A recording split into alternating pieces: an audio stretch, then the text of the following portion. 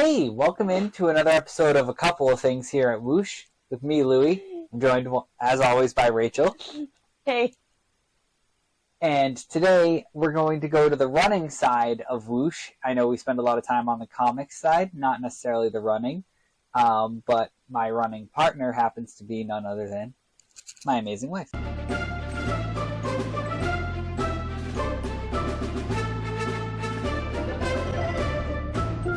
So, we have an upcoming race in February. We're doing in Disneyland. The 5K is themed after Baby Groot.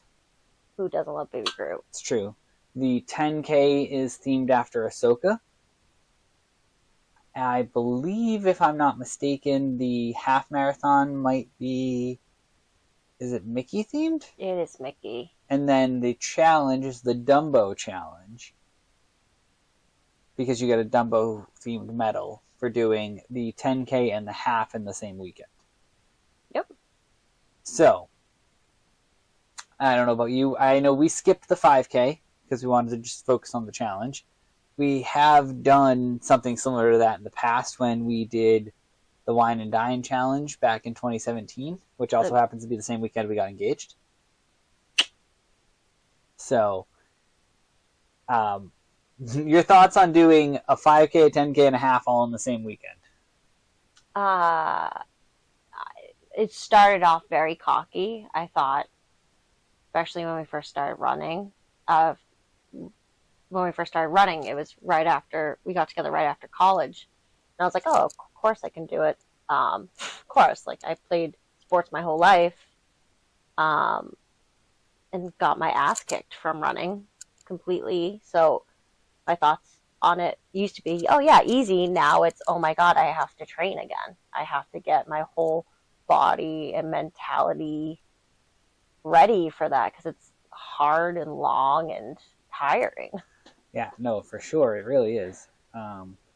And I think one of the harder parts of it all is that there's almost no break when you're doing it Friday, Saturday, Sunday, and you're progressively getting longer as you do it.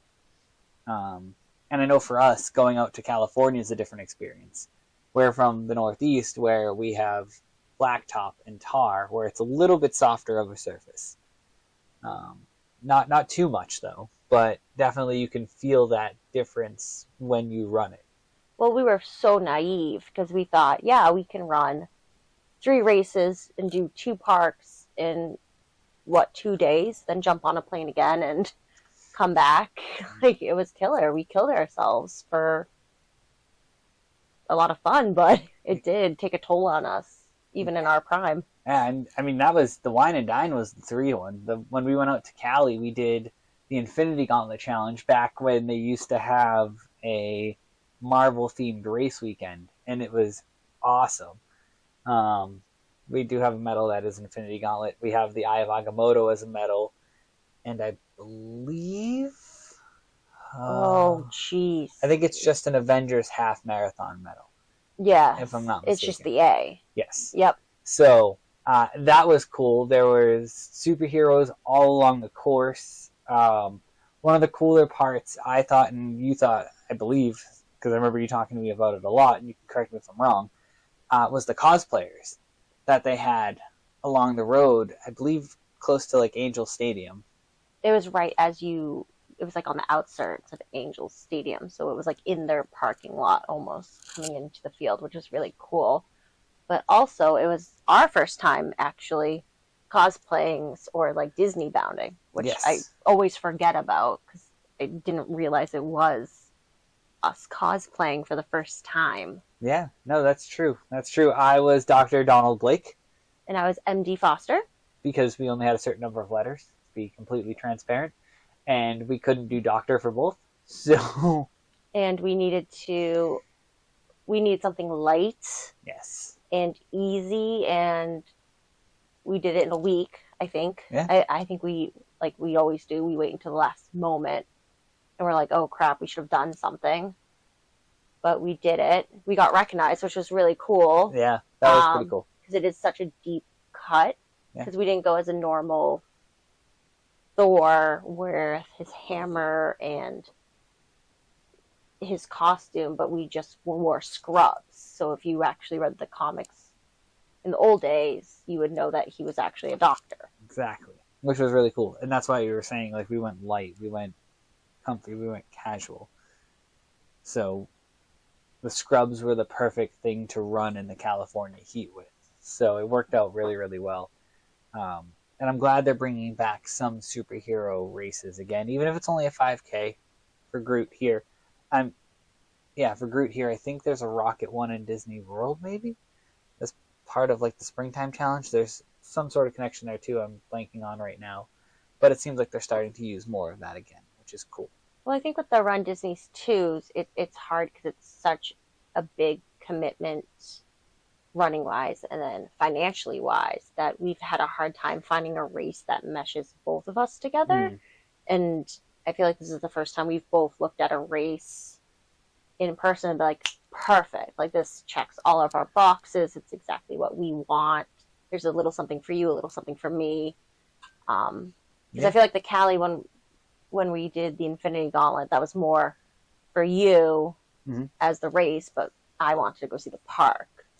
And to be fair, we did do the Princess for me weekend for you. But now I think it's the Glass Slipper Challenge. Glass Slipper Challenge is what it is now. Yeah. Yeah. No, now it's the Princess. It's not. No, it was. No, mine was the Glass Slipper. It was Glass Slipper. Now it's the Fairy Tale. Fairy Tale. Yeah. Fairy Tale is what it is. Yeah. Yeah, they changed it, but that's where I knew there was a change somewhere. But it was the first race that we felt like, like it's a little bit of you, a little bit of me. This is perfect. Yeah, and definitely, because I think the last RunDisney race we did was 2018's marathon in person. Yeah. We've done the virtual since then. We've done multiple virtuals. The one this year was really cool. It was the Disney Snacks.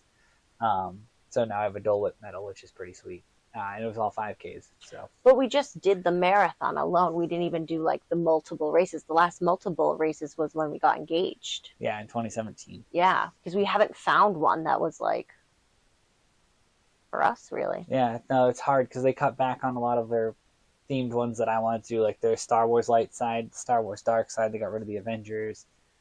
I still love Wine and Dine. It's probably still my favorite race outside of the Boston Marathon of all time, to be completely honest. But yeah, I mean, I'm stoked they're starting to do more and whatnot to get me back interested. I think the downside is my wallet is going, please don't. Yeah. Because RunDisney is expensive. So if you can do it, again, I'm going to preface all of my stuff with this. If you can afford to do it, the experience is worth it. It's not worth putting yourself in debt or at risk financially to do that at all. I mean, it is Disney. I mean, make your own choices. Be smart. But it is Disney. And this is where we differ. Like, I'm just saying. I have all this fun merchandise around me, and I'm like, make smart financial decisions. Definitely listen to me. I own a DVC. Listen to me. But no, I'm excited. I'm really, really stoked to get out there and run it with you. And I think it'll be great. It'll be a good way to push ourselves, and we'll see what other fun stuff we can get up to while we're out there, popping over to Avengers Campus or Galaxy's Edge, or even running through those parts would be really cool, because the last time we ran there, those weren't a thing. No, and so, I remember when we took a picture of Tower of Terror, because it was right before they switched it over. Yeah. And I was like, oh, we should take a picture of this because it won't be here anymore. Yeah. No, that's true. I forgot about that. But also, the race is really random if you think about it, because it goes Groot, Ahsoka, Mickey, and then the challenge is Dumbo. That is the randomest bunch ever. Yeah. Like, it works for us, and we're very fortunate that we have that randomness in a couple, but, like, it doesn't really work. No, but you know what that is? That's a catalog. Yeah. That is, we have so many characters. We want the broadest brush painted to get people into this race as possible. Let's take a Marvel. Let's take a Star Wars. We'll sprinkle some Mickey on it. It's like the Infinity Gauntlet of characters there. We'll just collect them all. Yeah. Yeah. It works. I don't know. But it's going to be fun. I'm excited to get back out there. The merch looks great. The merch does look great. the Disney Expos, if you ever run a Run Disney race, go the first day if you can.